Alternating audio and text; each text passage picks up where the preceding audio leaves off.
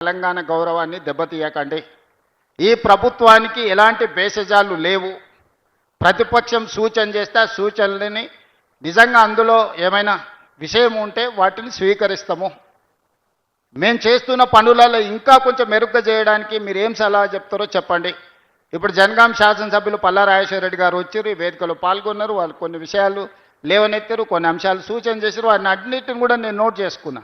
నేను అధికారులకు కూడా ఆదేశాలు ఇచ్చిన.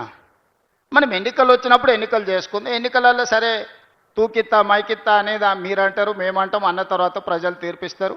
పార్లమెంట్ ఎన్నికల్లో తీర్పిచ్చిండ్రు, అంతకంటే ముందు శాసనసభ ఎన్నికల్లో తీర్పిచ్చారు, సర్పంచ్ ఎన్నికల్లో తీర్పిచ్చారు. కాదు కూడదు రెఫరెండం అని జూబ్లీహిల్స్ ఎన్నికలంటే శ్రీనివాసరెడ్డి గారు, ఉత్తమ్ కుమార్ రెడ్డి గారు జూబ్లీహిల్స్ రెఫరెండంను స్వీకరించారు. నిన్నగాక మన జరిగిన మున్సిపల్ ఎన్నికలను కూడా మీరు చూసిండ్రు. దీన్ని బట్టైనా మీ ఆలోచనలో మార్పు రావాలని నేను కోరుకుంటున్నా.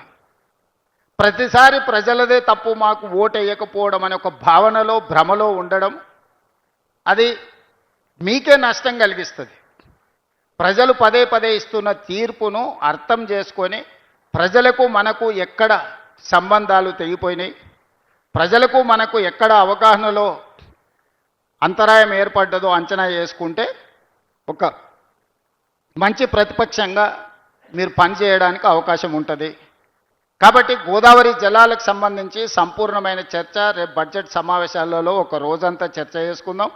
గోదావరి నదీ జలాల వినియోగం, గోదావరి నదీ జలాల వివాదాలని సభలోనే మనం చర్చ చేసుకుందాం అని చెప్పి ప్రతిపక్షానికి నేను సూచన చేస్తున్నా. ఇక మూడవది, నేను సంపూర్ణంగా విశ్వసించేది ఏ సమస్యకైనా, ఎంత జటిలమైన సమస్యకైనా చర్చలే పరిష్కారాన్ని చూపిస్తాయి.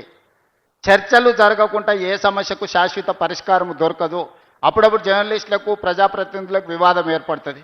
మీ నుంచి ఒక కమిటీ, మా నుంచి ఒక మంత్రిని ఎవరినో పెట్టి చర్చలు చేస్తామన్న మీ కార్డుది ఏదో ఇష్యూ వచ్చింది, మీరు ఏదో లేవనెత్తిండ్రు. మీ అంశాలను ఇమ్మీడియట్గా కన్సర్న్ మినిస్టర్ గారికి చెప్పి అన్ని సంఘాలను పిలిపించి కూర్చోబెట్టండి, మాట్లాడండి. ఆ సమస్యలను ఎట్లా పరిష్కరించుకుందాం అంటే శ్రీనివాసరెడ్డి గారు ఒక సగం రోజు మొత్తం మీ సంఘాలందరినీ, మేము ఇష్టపడే సంఘాలు ఉండొచ్చు, మేమంటే ఇష్టం లేని సంఘాలు కూడా ఉండొచ్చు, కానీ సంఘ ప్రతినిధులను పిలిచి కూర్చోబెట్టి మాట్లాడి ఆ సమస్యకు ఒక పరిష్కారం చూపించినాం. ఇప్పుడు కూడా పక్క రాష్ట్రంతో కానీ, అధికారులతో కానీ, ప్రజాప్రతినిధులతో కానీ రెండు రాష్ట్రాలు చర్చించుకోవడం కానీ, రెండు రాష్ట్రాలు చర్చించుకున్న పరిష్కరించడానికి కాలేని ఏమనుంటే కేంద్ర ప్రభుత్వాన్ని కూడా చర్చల్లో భాగస్వాములను చేసి వాళ్ళ సమక్షంలో కూడా చర్చలు చేసి అక్కడ కూడా పరిష్కారం కాకపోతే అపిలేట్ అథారిటీస్ ఉన్నాయి, Godavari river management board, Krishna river management board and tribunals. అక్కడ కూడా కాకపోతే న్యాయస్థానాలు ఉన్నాయి. డైరెక్ట్గా మనము సినిమా క్లైమాక్స్లకు పోలేము. ఇన్ని సంవత్సరాలు పరిపాలన అందించిన మీకు ఈ అవగాహన ఉన్నదని నేను అనుకుంటున్నా.